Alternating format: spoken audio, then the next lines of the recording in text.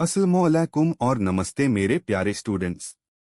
आज की क्लास में हम इंग्लिश ग्रामर का एक बहुत हाई इंटरेस्टिंग और कलरफुल टॉपिक सीखेंगे जिसका नाम है इंटरजेक्शन।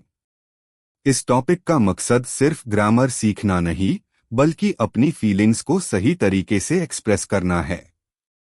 अपनी नोटबुक्स निकाल लीजिए क्योंकि आज हम जज्बात इमोशंस को अल्फाज देना सीखेंगे।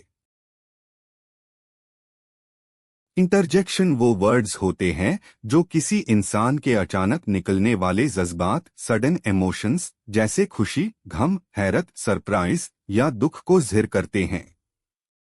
इनका सेंटेंस के बाकी हिस्से से कोई ग्रामेटिकल ताल्लुक नहीं होता, ये सिर्फ एक रिएक्शन होते हैं। इन्हें इंग्लिश में एक्सक्लेमेटरी वर्ड्स भी कहा जाता है जो हमारी फीलिंग्स को एकदम से बयां कर देते हैं। अगर आप सिर्फ बोरिंग सेंटेंसेस बोलेंगे तो आपकी इंग्लिश लाइफलेस लगेगी।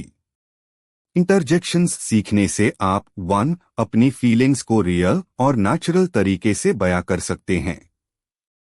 2. कॉन्वर्सेशन में ह्यूमन टच ला सकते हैं।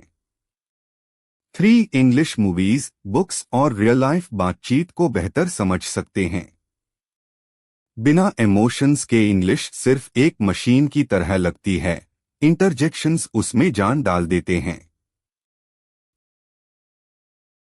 इंटरजेक्शन का कोई लंबा फॉर्मूला नहीं होता, लेकिन इसका इस्तेमाल करने का एक खास तरीका है। Interjection plus exclamation mark plus sentence.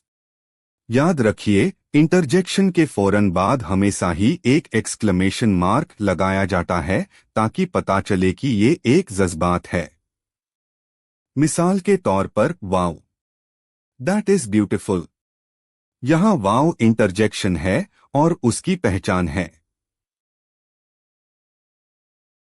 जब हम बहुत खुश होते हैं तो हम हुरे या ये का इस्तेमाल करते हैं। Example, hurray, we won the match. यहां हुरे एक इंटरजेक्शन है जो जीत की खुशी को दिखा रहा है। नोटिस करें कि हुरे के बाद एक्सक्लेमेशन मार्क लगा है जो सेंटेंस में एक्साइटमेंट को दिखता है। जब कोई अचानक ऐसी चीज हो जाए जो हमने सोची ना हो तो हम वाओ या औ का इस्तेमाल करते हैं। Example, wow, what a beautiful sunset. इस सेंटेंस में वाओ का मतलब है कि देखने वाला बहुत मुझसे इम्प्रेस्ड हुआ है। बिना वाओ के ये सेंटेंस सिर्फ एक सिंपल इंफॉर्मेशन बनकर रह जाएगा, लेकिन वाओ ने इसमें हैरत भर दी है। एक, दर्द, पेन, आउच, दैट हर्ट्स। जब चोट लगे। 2, गलती, mistake, oops, I spilled the milk. जब कुछ चुप जाए। 3, गम, sorrow, alas, he failed the test, अफसोस के लिए। 4, खामोशी, silence, hush, the baby is sleeping, छुप करवाने के लिए।